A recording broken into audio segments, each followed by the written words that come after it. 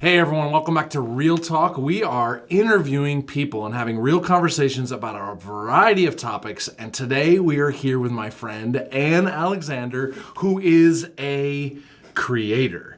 That sounds kind of big, kind of crazy. And you make things. Tell me what you make. Oh my gosh. I can make just about anything. And that's Anything? I've made books, I've made magazines, I've made websites, made apps, made business cards, made programs, made radio shows. I just absolutely love it, you know? You love creating things. I do. What motivates you to make things, create things?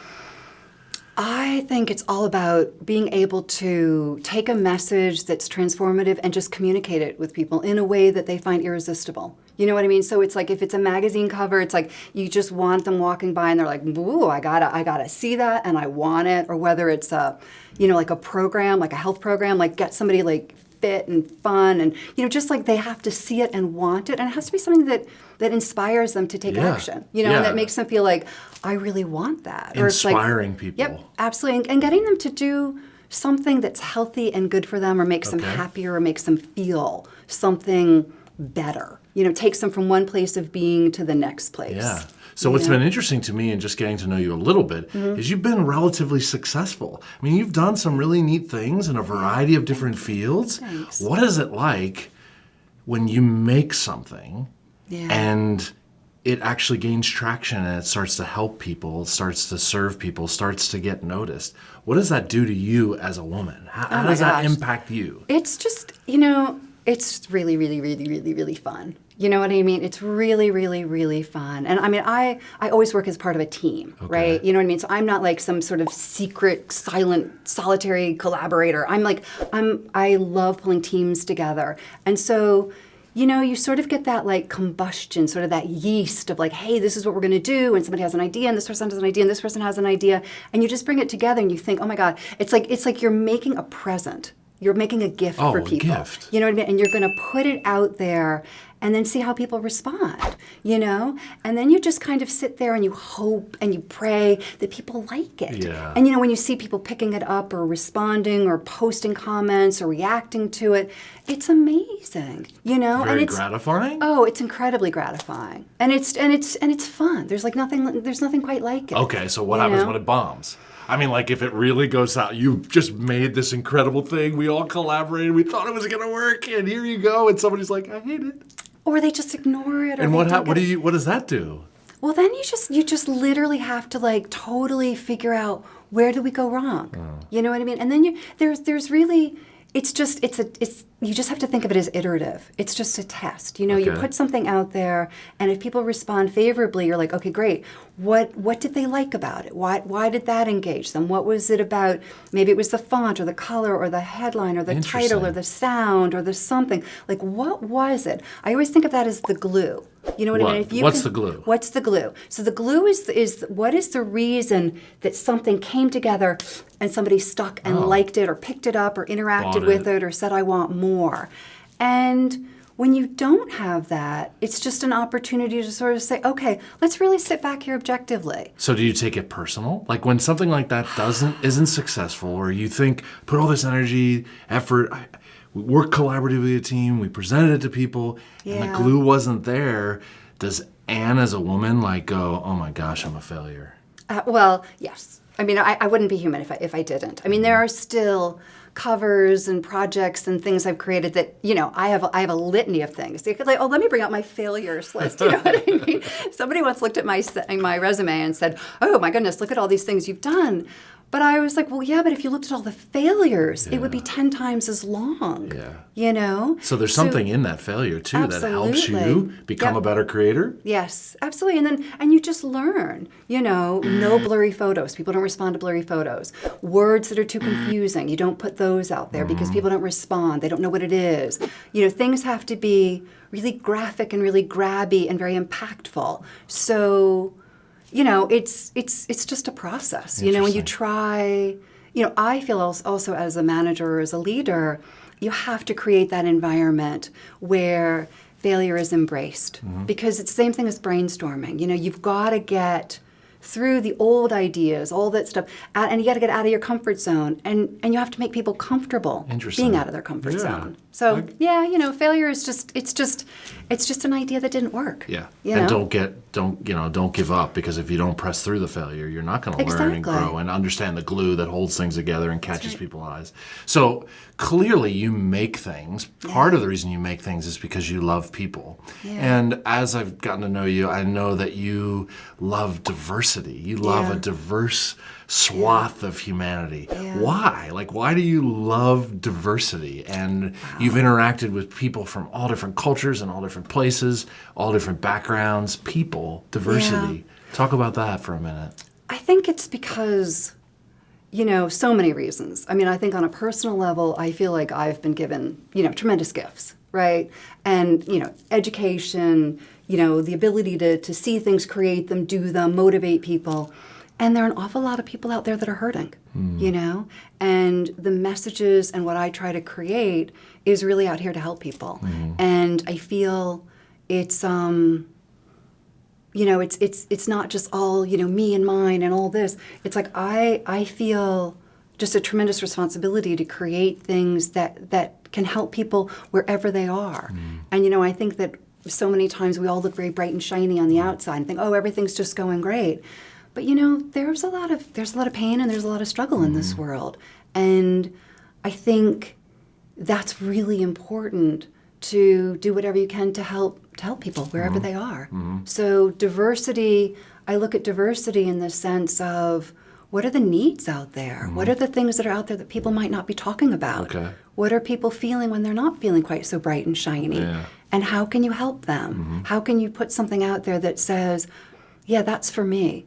And I think one of the other things that I find about creating is it's often a one-to-one relationship. So if people are reading a book or they're reading a magazine or they're on a website or they're on an app, it's a one-to-one relationship, which is extremely intimate. Yeah, there's an intimacy. And they're allowed to be vulnerable. And so that's a really important time to help create something that sort of says, I see you, I feel you, I know where you are. And there are things that can help you, and here they are. And you can use these tools to feel better and do better. That's a pretty cool drive to create. I mean, honestly, it reminds me of God. Just in a good way. No, honestly, it's like God is a creator, and he loves people. And in many ways, we're created in his image, and you represent that. Like, in what you do every day, you create things like God creates things, and you do it because you love a diversity of people. In many ways, you represent him when you do this. And all of us in all our different career paths and opportunities, we have an opportunity to represent God in our unique ways, which is kind of fun, isn't it? It is really fun. And I also think, to that point, we've all been given gifts. We each have a gift, and we have multiples of gifts, right? And it's almost like life is this treasure hunt to discover those gifts and to then put them out and share them with others. So what's helped you? What's maybe, I don't know, what advice would you give someone to discover what their gifts are? If everybody's been given a gift by God to use to maybe help people and make the world a better place, what's helped you learn what that gift is? I think you have to watch when you light up. Watch when you absolutely light up. When there's like a resonance or what? Like when something just jazzes you? Yeah, when something jazzes you, when you prioritize, I'm going to do that over that. Or like, I'm going to do that. Or I'm going to, like, maybe you have lots of different things on your to-do list, and it's the one you want to do. Yeah. Or the one that just says, I like to think of, I go for the gasp. Go for the thing that takes your breath away. It takes your breath away. Takes my breath away. And when I think about things, I'm like, I could do that. Oh my gosh, we could do that. We could create that. Oh my God, that, like when I'm like that's it. And so if somebody was like trying to figure out what their place in this world is and what they should use as a God-given gift, go for the gasp. Go for the gasp. It's like that. When you've got that energy, and I find, I've job interviewed a lot of people. Some people say sometimes it can be a really lengthy interview because I really want to find, what is that real? What are they really here to do? Why are they here? And, you can see it. You can see when people light up. And I think that it's very important to develop that awareness about yourself, you know, because it also changes over time. You know, you might have a gift or a motivation and it evolves. Yeah, that's so interesting. Pay attention to where your energy is coalescing, where your energy is kind of sagging. Yeah, sure, that makes sense. And, you know. And interesting to go back on what we talked about earlier about creating. It's like go where the gasp is and realize that there's going to be trial and error. There's going to be times you're going to create and there's not going to be a glue. It's not going to work. It may not resonate with everybody right away, but you can't give up. Right. You just got to keep trying, keep reiterating, keep working through it, right? And pay attention. You know, and pay attention, because I think the other thing about any of this is oftentimes we get so much in our own head, and that when you're truly trying to help other people, you put your thing out there, and really your thing that you're creating is a thing that is reacting to what you think people want. Yes. That's how it gets to be that gift. So I'm creating this thing and I'm going to put it out there and it's going to be a gift for people. And then you really want to pay attention to how people respond. You know what I mean? So you're paying attention to your gasp and you're paying attention to their gasp as well. I love that. You know? That's really cool. Thank you. So somewhat recently, we've gotten to know each other over a season of time, and it's like you've discovered some new things about God. How has that helped you as a creator? Oh, wow. Like how is God intersect what you do as a person? I don't know. Is that too wide of a question? No, it's a great question. It's a great question. I think for me personally, I feel like what I want to do is just create an even directer channel. You know, I'm very aware of these gifts and sort of this sort of need to create and this ability to create, and I'm very aware of how I use it. You know what I mean? Whereas before I might have been like, well, you know, that sounds like an interesting project, or oh, maybe that's going to make some money.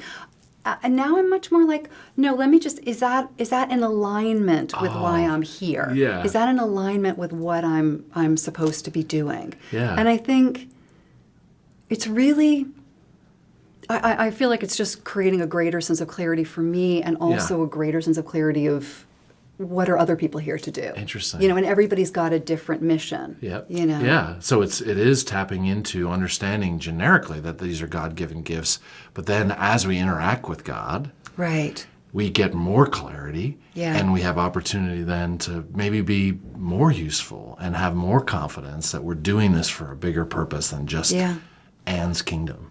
Or Joe's kingdom. Right. But there's something wider, bigger, greater than all of that, which is super great, isn't it? I love it when you say it. It's like super great. You could just add an amazing and a couple more Incredibles in there. But yes, absolutely.